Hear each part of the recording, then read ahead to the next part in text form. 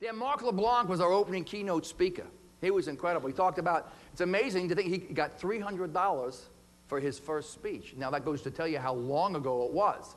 But you got to remember it was with a bureau, so you don't know if that was before or after. So.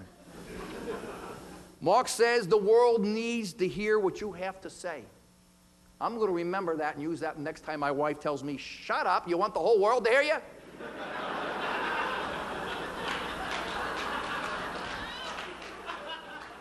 Then he asks everybody, what are the words that stop you in your tracks?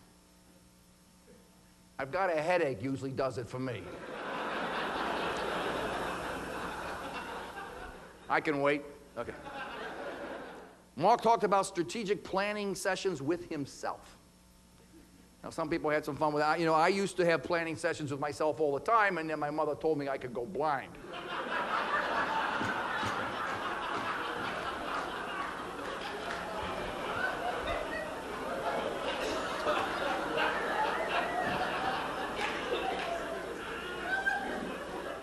It's more fun with a group anyway. Randy Gage came on and he told this incredible story about the world's greatest tree chopper, and I didn't realize that wasn't a real story. Somebody had to tell me afterwards. I was moved to tears. So I said, wait a minute, if this isn't his story, I mean, I could probably use it. So I went online and I now own www.theworldsgreatesttreechopper.com. Michael Kerr. Oh, he was hilarious. And although he was the funniest speaker on the stage, he made the most sense to me. Because he said, grow your sense of humor and have more fun. Now, I totally agree with that fun issue, because on those rare occasions when I do content, I tell my audience, if you're not having fun, you're doing it wrong.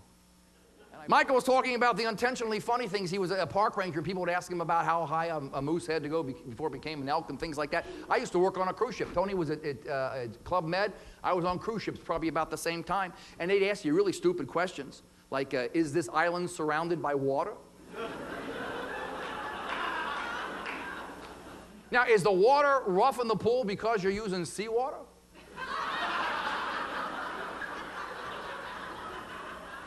I guess I really don't have to say anything about that frickin' fire alarm last night.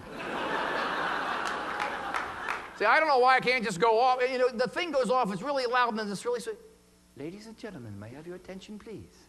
You get my attention with the bell!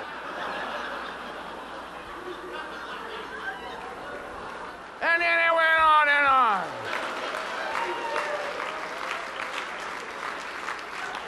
And I called the front desk and got right through. It's like you Canadians are too frickin' polite to call up and complain. Everybody, oh. What's that? I called up, I should write them a note or something, I don't know. But I'm thinking, why don't they just let us know when it's serious? Don't keep it going until it is serious. Just tell us, and then after a while, we start tuning that out. Like, I mean, alarm goes off. They say, ladies and gentlemen, we have a tornado has touched down in Calgary. Well, wake me up when it's in Ottawa.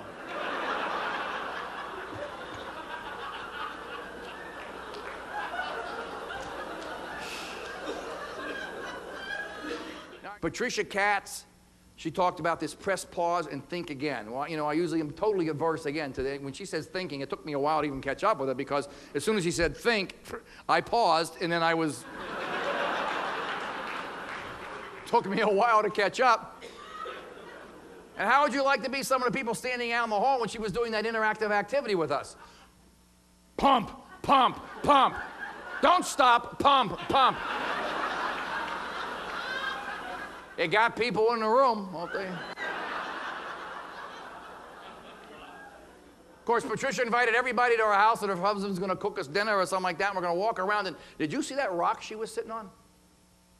Did you notice it? It was a very pointy rock. How do you relax with a rock like that up your butt? I am sorry. When you go back to your rooms, look at the card she gave you. There it is. She's sitting on that rock. Maybe she's stuck on that rock. I don't know.